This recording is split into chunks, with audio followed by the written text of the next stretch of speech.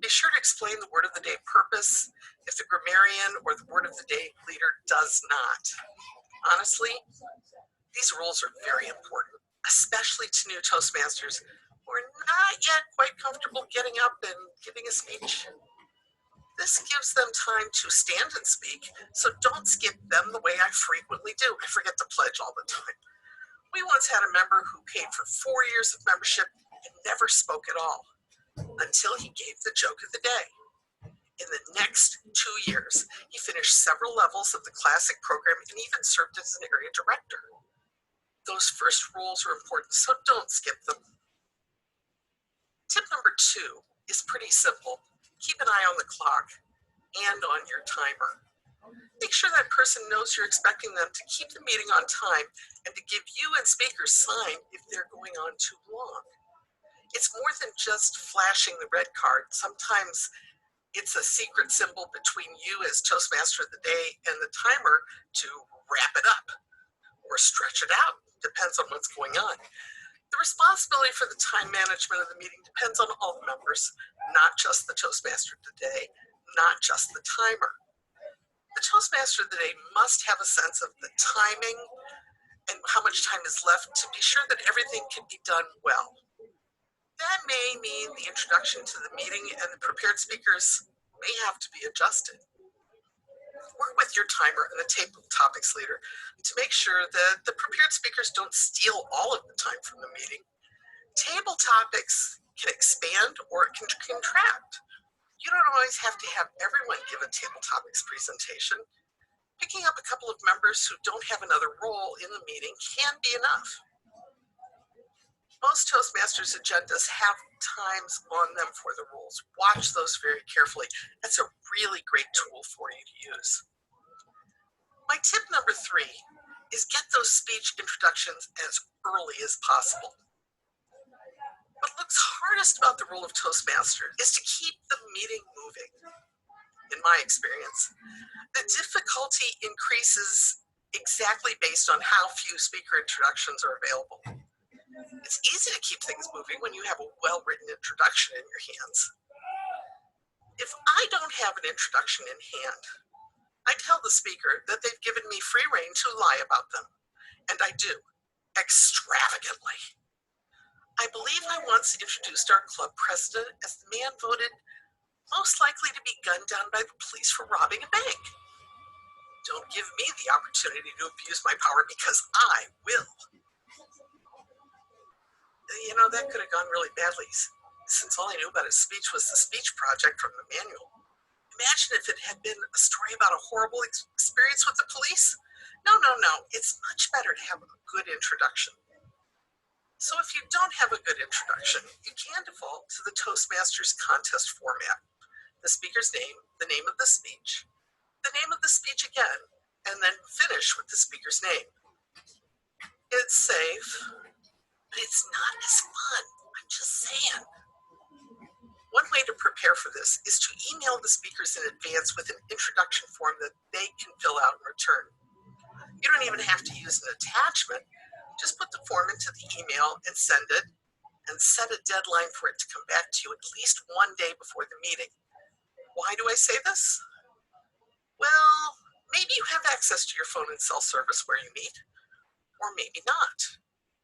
You do want to be able to read those introductions, whether you print them out or just download them to your memory to read off your cell phone or your tablet. I've learned not to trust my Wi-Fi connection in one of my meeting rooms. Too much building above us in the basement. In the other, sometimes the Wi-Fi password just isn't available. The transition from one speaker to another doesn't need comment from the Toastmaster of the day. A simple thank you is enough, and then going on to the speaker introduction for the next speaker. It is not time to tell your own story, and I am looking in the mirror when I say that. I forget this simple rule so many times. I promised you 3 tips, but I have one more. Tip number 4 is regarding the transitions moving on to table topics. One of the table topics leader's jobs is to explain table topics to the guests as is necessary. The Toastmaster of the day can say, here's our table topics leader, Todd, who will explain how table topics works for our guests. Then Shake hands and get off the stage. Let that leader shine and work with the members. That's an important role, and sometimes we tend to blow past it because it's fun and we don't realize how informative it is to the meeting. I personally think that it's best if the Toastmaster of the day does not participate in table topics unless specifically called upon. This time is supposed to be for the other members to speak during the meeting, not the Toastmaster again. This can be hard, especially if no one volunteers quickly. Be patient. The table topic leader should call on someone, and you can stay in your seat for now. When table topics are done, you may have to ask for votes if the table topics leader forgot to call for them. If your club votes for the best table topic speaker, some clubs do, some clubs don't. I know of at least one club that tried to eliminate that vote, but it got voted down really badly. Competition has value. The next task of the Toastmaster of the Day is based on club tradition. In some clubs, the Toastmaster of the Day introduces the general evaluator, who then takes over the meeting for the evaluation portion. The general evaluator will then introduce each of the evaluators, the grammarian, the odd counter, the word of the day master, and the timer, or not. Some clubs have the Toastmaster of the Day manage this entire portion of the meeting, and the general evaluator has 2 to 3 minute speaking slot at the end of the meeting to give an evaluation of the flow of the meeting. I prefer the first. This stepping stone leads to becoming the Toastmaster of the Day. The other way isn't wrong, it's just not my preference. The Toastmaster of the Day might finish up the meeting with announcements of the winners of the contest, best speaker, best table topic speaker, best evaluator, and then turns the meeting over to the president. If the general evaluator runs the evaluation section of the meeting, the Toastmaster of the Day role is just about completed, except for those winners' announcements.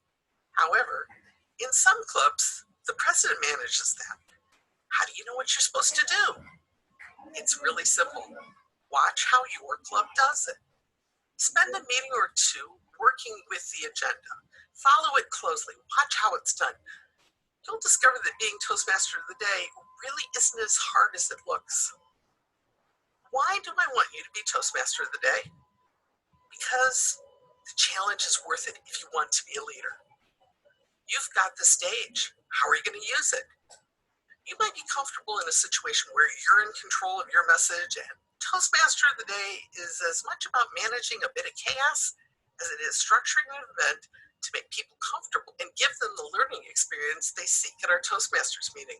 Be Toastmaster of the Day even if you're not interested in being a leader. Understanding that role will make you more sympathetic and teach you how important it is as a prepared speaker to be able to adjust and go with the flow when things go wrong, because they will go wrong. And you'll need the flexibility to learn from this role how to cope with the problems when they crop up. There's no reason not to be Toastmaster of the Day and many reasons to do it. So sign up now and do it. I hit a big podcaster milestone this week. I saw someone post a link to my podcast on Facebook before I could post one. I'm going to shout out to Ron Williams for posting a link on Facebook in the official Toastmasters International Members Group last week. Thanks, Ron.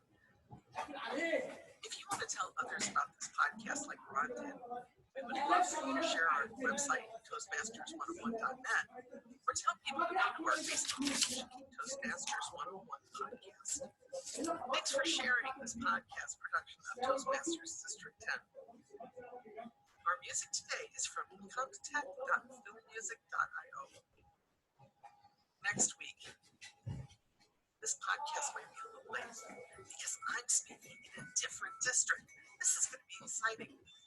I am looking forward to meeting members of District 11 and sharing about how we work in our Toastmasters clubs. If you're going to be at the Fall Education Day this weekend, that's November 2nd, 2019, in Wayne, Indiana,